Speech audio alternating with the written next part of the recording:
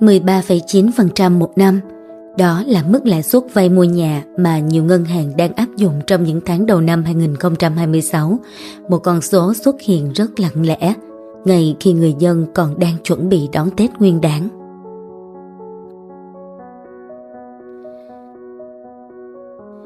Nếu nhìn thuần túy tài chính, đó chỉ là chi phí vốn, nhưng nếu nhìn trong dòng chảy dài hơn của thời cuộc, thì đó là một dấu hiệu của khí vận đang đổi chiều, một chu kỳ mới đang hình thành.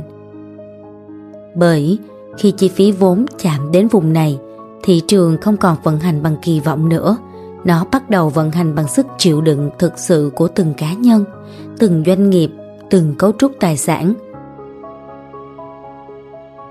Khí vận của một giai đoạn không bao giờ thay đổi bằng một cú sốc duy nhất, nó thay đổi bằng áp lực tích lũy, và ngưỡng chạm 14% không phải là nguyên nhân, nó chính là biểu hiện.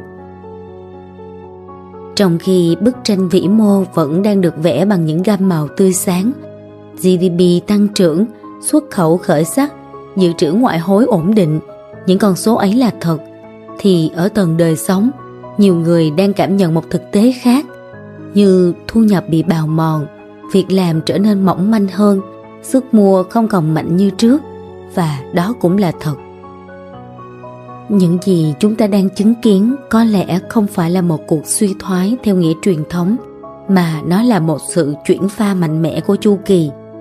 Mỗi chu kỳ kinh tế đều có nhịp hưng, suy, tái cấu trúc, nhưng khi chu kỳ tài sản bước vào pha điều chỉnh cùng lúc với sự dịch chuyển của quyền lực và dòng tiền toàn cầu, thì ta không còn nói về biến động ngắn hạn, mà ta đang nói về một thời điểm bản lề. Và trong thời điểm bản lề ấy, bất động sản, lĩnh vực từng được xem như là nơi trú ẩn an toàn của dòng tiền, thì đang bị đứng trước phép thử lớn nhất của hơn 2 thập kỷ qua. Thử nghĩ, với một khoản vay 2 tỷ đồng trong 20 năm, người vay phải trả hơn 22 triệu mỗi tháng, chưa kể những chi phí sinh hoạt ngày một leo thang.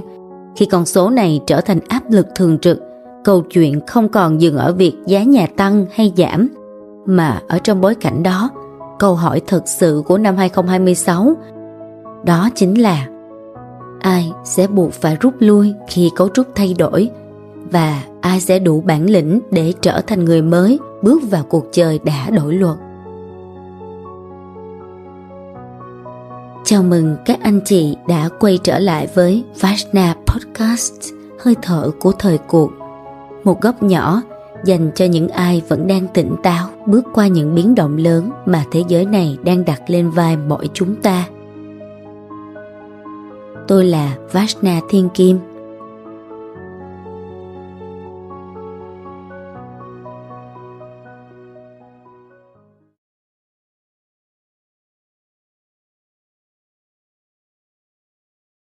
Các anh chị thân mến, cuối tháng 10 năm 2025, trong tập podcast số 28, một tập dành riêng về sự xoay trục của thời cuộc và dự báo về xu hướng của thị trường bất động sản, Kim đã chia sẻ rằng khi luật chơi toàn cầu thay đổi, bất động sản sẽ không còn là bến đỗ an toàn như 2 thập kỷ trước. Nền kinh tế đã rời khỏi quỹ đạo tăng trưởng quen thuộc để bước vào một giai đoạn tái cấu trúc sâu hơn, và tài sản đương nhiên cũng phải điều chỉnh theo. Khi ấy, Kim đã gợi ý cho các anh chị rằng các cơ chế mới sẽ đến nhanh hơn chúng ta tưởng, rằng cuối năm 2025 hoặc chậm hơn là vào giữa năm 2026, những thay đổi mạnh mẽ về đất đai, tài sản và dòng tiền sẽ không còn nằm trên giấy mà sẽ được triển khai trong thực tế. Hôm nay, khi bước vào năm 2026, chúng ta đang chứng kiến điều đó dần hiện ra, rằng chi phí vốn tăng lên, dòng tiền bị siết lại, chính sách điều chỉnh rõ ràng hơn và thị trường bắt đầu phản ứng.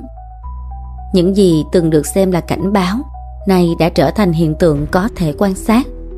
Đây không phải là sự trùng hợp, đó là hệ quả của một chu kỳ đã được khởi động từ trước. Các anh chị có biết khí vận của thị trường nó không thay đổi trong một đêm, nhưng khi nó đã đổi, mọi cấu trúc cũ sẽ dần lộ ra giới hạn của mình. Vì vậy, trong tập ngày hôm nay, chúng ta sẽ không nói về cảm xúc thị trường, chúng ta sẽ nhìn thẳng vào thực tế và xu hướng sẽ diễn ra trên góc nhìn dự báo từ chiêm tinh. Và khi nghe đến cuối video, các anh chị sẽ thấy một nghịch lý bất ngờ. Năm nay là năm thị trường bị thanh lọc, nhưng cũng sẽ là năm bất động sản lên ngôi. Nếu anh chị đã sẵn sàng, hãy ngồi xuống chiếc ghế quen thuộc, rót cho mình một ly trà nóng và chúng ta sẽ bắt đầu cuộc trò chuyện hôm nay.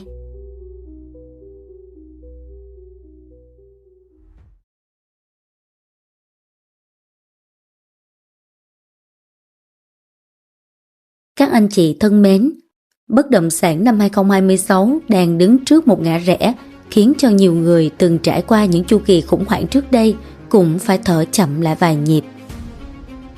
Có những giai đoạn thị trường sụp đổ trong chớp mắt, nhưng cũng có những giai đoạn nó không gãy đổ ngay mà liệm dần, kiệt quệ trong im lặng. Và điều đáng lo ngại là bối cảnh hiện nay lại giống với kịch bản thứ hai nhiều hơn là bất kỳ thời điểm nào trước đó. Nếu ta quay ngược thời gian trở lại năm 2012 thì nhiều người vẫn còn nhớ rất rõ cảm giác hoảng loạn bao trùm nền kinh tế này. Lãi suất ngân hàng thì bị đẩy lên ở mức cực cao, tiền vay trở thành gánh nặng không thể gánh nổi, rồi bất động sản gần như đóng băng hoàn toàn. Đất đai không còn giá trị vì không ai mua, không ai dám mua và cũng không ai đủ sức mua. Ngân hàng siết nợ, áp lực tài chính đè nặng lên từng gia đình, từng con người. Thì ngày hôm nay, khi nhìn lại những gì đang diễn ra, có lẽ câu hỏi không chỉ là liệu bi kịch ấy có lặp lại không, mà là khi nó quay trở lại, sẽ giống như trước hay sẽ còn khắc nghiệt hơn. Bởi thị trường hiện tại không còn ở trạng thái khỏe mạnh để chịu thêm bất kỳ cú sốc mạnh nào. Nó đã gồng mình quá lâu và đang tồn tại bằng sự chịu đựng nhiều hơn là bằng nội lực thực sự. Nhưng nếu phải so sánh, Kim chắc chắn rằng năm 2026 không giống như 2012. Năm 2012 nó là cú sụp đổ nhanh, còn 2026 sẽ là kết quả của một quá trình kiệt quệ kéo dài. Mười mấy năm trước, khủng hoảng đến đột ngột, nhưng người tham gia thị trường chưa bị bào mòn quá. Nợ vẫn chưa chất chồng qua nhiều chu kỳ. Khi cú sốc xảy ra, quá trình thanh lọc cũng diễn ra nhanh. Người dân vẫn còn tài sản tích lũy và gắng gượng vượt qua. Nhưng cho đến hiện tại, từ những khó khăn sau sự kiện năm 2022, thị trường đã gồng mình suốt 3 năm với những kỳ vọng về sự phục hồi và phát triển trở lại. Doanh nghiệp thì gồng chi phí tài chính, nhà đầu tư cá nhân gồng lãi vay, người mua nhà gồng chi phí sinh hoạt. 3 năm là đủ để làm niềm tin mệt mỏi. Và khi bước vào 2026, nhiều cấu trúc không còn sức chịu đựng như trước nữa. Và khi ta quan sát kỹ hơn, ta sẽ thấy gốc rễ của sự mong manh này không nằm ở giá cả, mà nằm ở cấu trúc nợ. Do đó, điều đáng chú ý nhất lúc này không phải là giá giảm, mà là thanh khoản đang cạn dần. Giá có thể chưa giảm ở nhiều nơi, nhưng khi tài sản không thể chuyển đổi thành tiền, mọi con số trên bảng giá chỉ còn mang tính danh nghĩa. Rủi ro lớn nhất hiện tại nằm ở cấu trúc nợ. Tại sao? Khác với năm 2012, khi gánh nặng chủ yếu nằm ở trong hệ thống ngân hàng, thì giai đoạn vừa qua, một phần lớn rủi ro đã được đẩy ra ngoài hệ thống thông qua trái phiếu doanh nghiệp và các khoản nợ vay cá nhân. Trái phiếu bất động sản từng được phát hành với lãi suất hấp dẫn, với niềm tin rằng doanh nghiệp lớn sẽ không thể sụp đổ. Nó đã khiến nhiều người xuống tiền. Nhưng trái phiếu đến hạn phải được trả bằng tiền thật. Khi bước vào giai đoạn 2025 đến 26 thì áp lực đáo hạn dồn dập xuất hiện cùng lúc với thị trường suy yếu. Dự án chậm pháp lý, thanh khoản thấp, dòng tiền bán hàng không đủ, rồi cái sự lệch pha trong cung cầu ngày càng lớn. Thì dù nhu cầu thật rất nhiều, nhưng cung không gặp cầu do sự chênh lệch về mức phi lý, và giá bất động sản thì còn nói về khả năng chi trả của người dân nữa. Và một yếu tố then chốt thay đổi luật chơi khiến năm 2026 hoàn toàn khác biệt, đó là sự thay đổi trong khung pháp lý điều hành. Dù hạn chế phân lô bán nền, siết chặt điều kiện phát hành, rồi yêu cầu minh bạch hơn về dự án, Nó khiến cho những phân khúc tồn tại chủ yếu nhờ đầu cơ bắt đầu lộ rõ sự mong manh. Như đất nền vùng ven thì không có hạ tầng thực, bất động sản nghỉ dưỡng không tạo được dòng tiền, rồi những dự án chỉ sống vào kỳ vọng tăng giá. Cùng lúc đó, hành vi của thế hệ trẻ cũng thay đổi. Nhiều người không còn xem sở hữu nhà đất là mục tiêu sống còn. Họ chấp nhận thuê, chấp nhận linh hoạt. 2026 không phải là năm mà tư duy đầu cơ có cơ hội tồn tại. Đây là năm của thanh lọc. Những tài sản có giá trị sử dụng thực, có dòng tiền, có thanh khoản thì sẽ trụ lại. Còn những tài sản chỉ tồn tại nhờ kỳ vọng thì sẽ dần bị loại bỏ. Và chính trong bối cảnh ấy, ta sẽ chứng kiến sự suy yếu của những mô hình dựa trên kỳ vọng tăng giá nhanh và đòn bẩy nợ cao. Đó không phải là một tai họa ngẫu nhiên, mà nó là hệ quả của một chu kỳ tất yếu.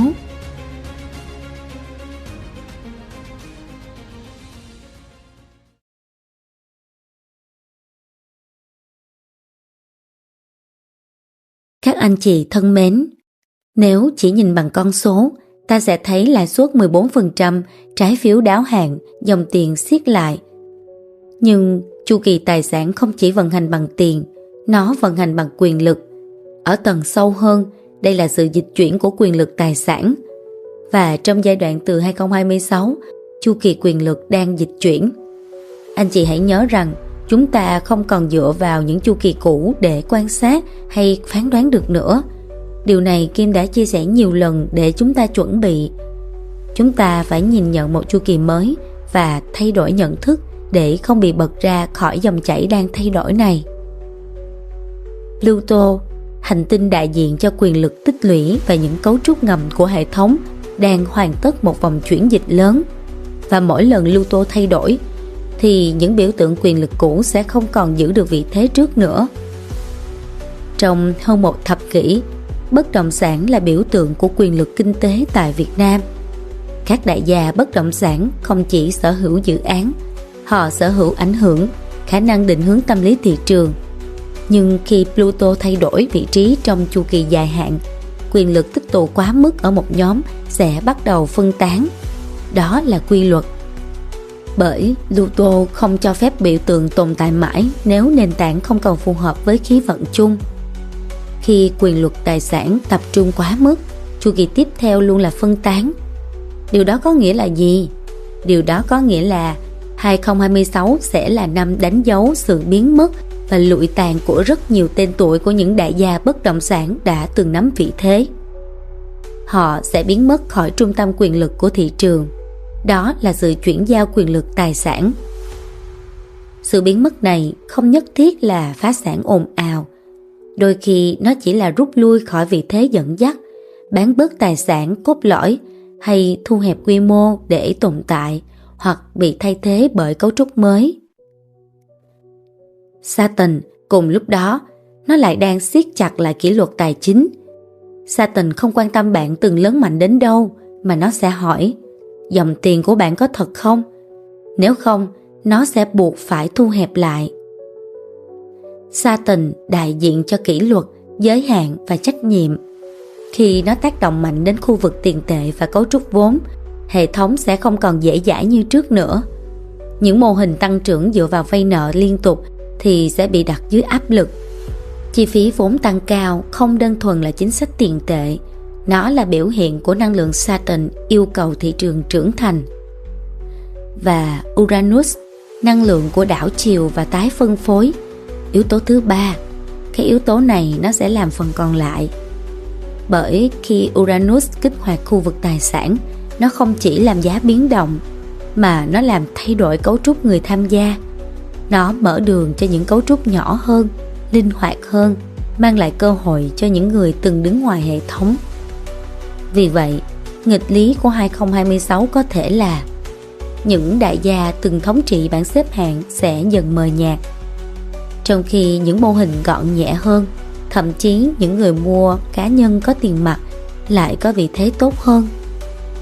Đây không phải là sự sụp đổ của ngành bất động sản, đây chỉ là cái sự tái phân phối quyền lực trong ngành bất động sản. Năm nay, Cũng là năm chúng ta chứng kiến nhiều đại gia địa ốc biến khỏi vùng trung tâm của thị trường. Họ sẽ ra đi. 2026 là năm như thế. Những con người này, họ rất giỏi tạo ra những chu kỳ, nhưng chu kỳ mới sẽ không còn ưu ái mô hình của họ nữa. Mỗi kỷ nguyên tài sản đều có những người khởi tạo, và mỗi kỷ nguyên cũng sẽ có những biểu tượng phải nhường chỗ. Khi Pluto tái cấu trúc quyền lực, Saturn siết kỷ luật và Uranus tạo sự đảo chiều, thị trường sẽ phải trải qua 3 bước. 1. Lộ ra cấu trúc yếu. 2. Điều chỉnh giá trị. Và 3 là tái định vị vai trò. Hiện tại thì chúng ta đang ở giữa bước 1 và bước 2. Đó là lý do vì sao mà chúng ta có thể không cần chứng kiến một cú sụp ồn ào, mà bất động sản sẽ đi qua một giai đoạn rất là biến động. Nhưng phần cuối nó sẽ lại là sự tăng trưởng mở rộng. Còn bây giờ là giai đoạn thanh lọc và tập trung tái cấu trúc. Mọi kỷ nguyên tài sản đều có một thời điểm như vậy. Vấn đề không phải là có biến động hay không, mà vấn đề là bạn sẽ phải đứng ở phía nào của chu kỳ.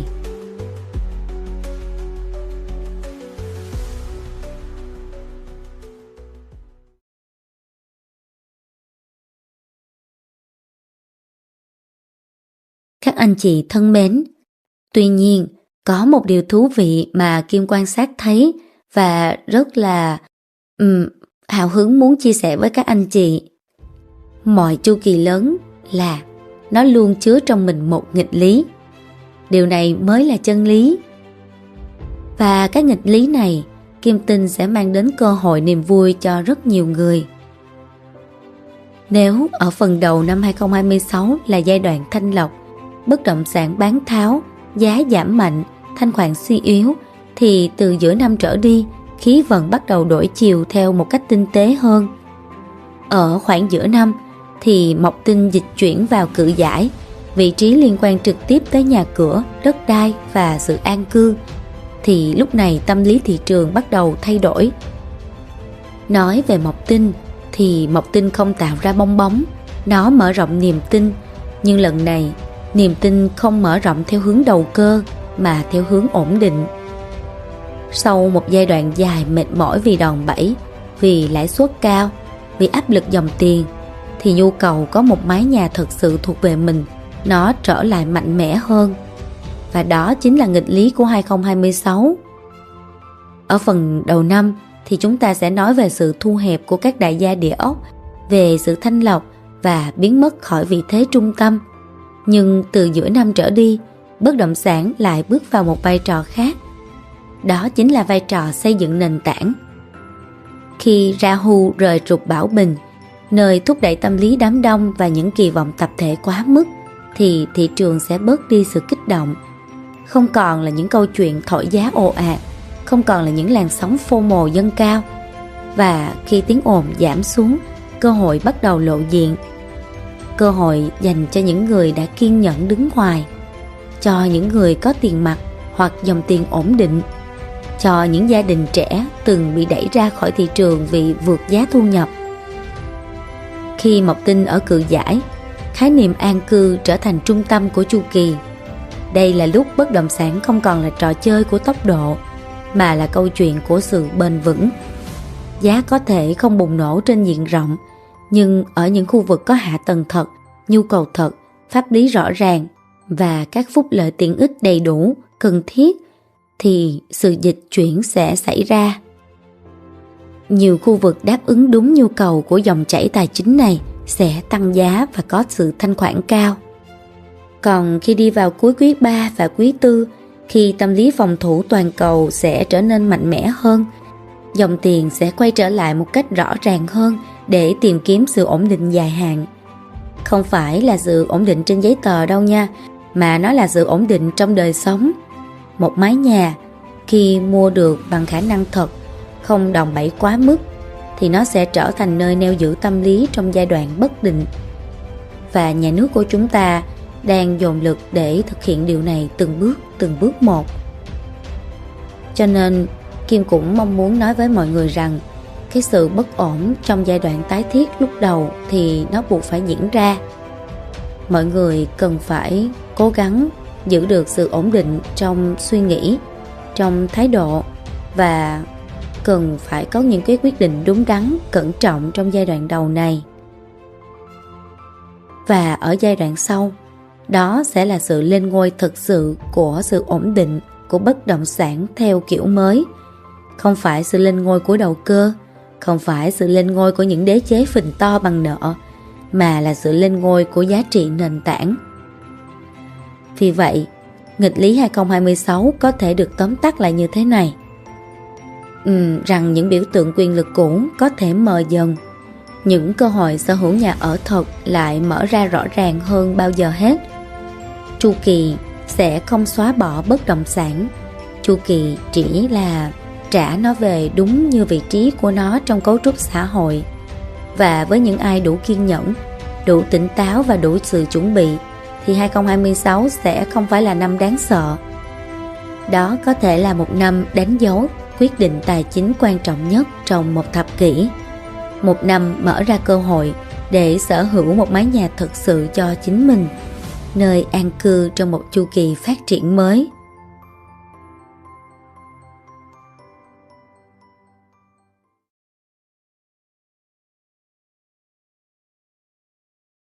Các anh chị thân mến, nếu nhìn lại toàn bộ chu kỳ này, năm mở đầu 2026 không phải chỉ là một năm tăng hay giảm của giá nhà. Đây có thể là năm đánh dấu sự kết thúc của một mô hình tài sản đã kéo dài hơn 2 thập kỷ. Mô hình đó dựa vào đòn bẩy cao, dựa vào kỳ vọng tăng giá liên tục, dựa vào niềm tin rằng có đất là luôn luôn đúng. Khi những đại gia địa ốc biến mất, thị trường khi bị thanh lọc, khi dòng tiền buộc phải về giá trị thật, thì đó không chỉ là biến động ngắn hạn, mà đó là sự chuyển giao mang tính quyền lực. Mỗi thập kỷ tài sản đều có một năm bản lề như thế. Một năm mà nếu nhìn vào bên trong, nó đầy sự bất ổn. Nhưng nếu ta nhìn vào 10 năm sau đi, thì nó lại là một điểm bắt đầu của một trật tự mới. Nhớ, 2026 chính là một năm như vậy. Vậy, nếu anh chị đang đứng ở năm 2026 này và là một người đủ tỉnh táo, thì điều quan trọng nhất theo Kim không phải là dự đoán giá.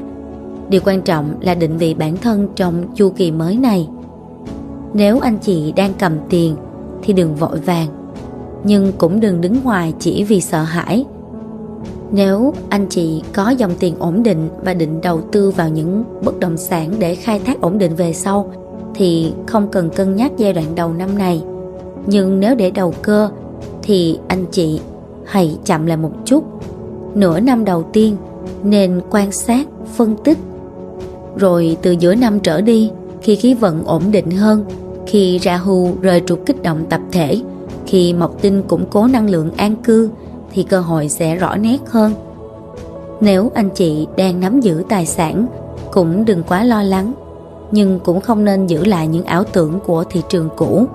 Hãy đánh giá lại dòng tiền của mình. Hãy chuẩn bị cho kịch bản tái cơ cấu nếu cần thiết.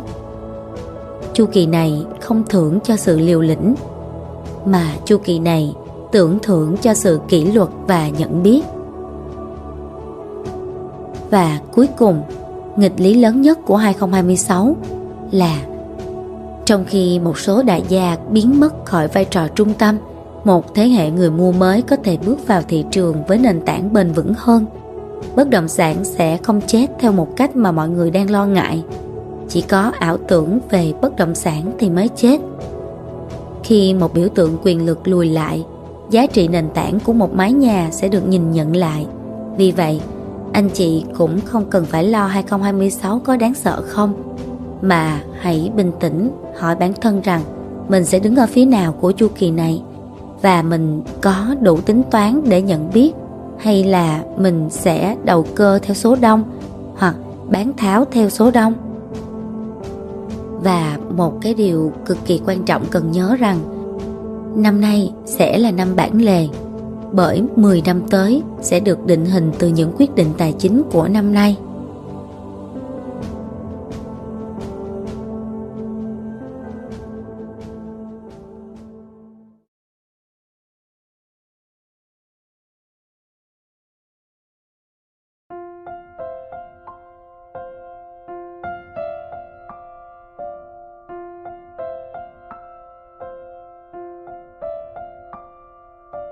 Các anh chị thân mến, cảm ơn các anh chị đã dành thời gian lắng nghe và đi cùng Kim trong cuộc quan sát này.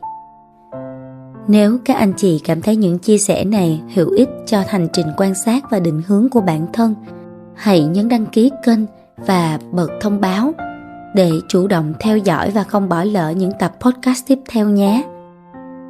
Hẹn gặp lại các anh chị tại Vajna Podcast vào mỗi tối thứ 6 hàng tuần.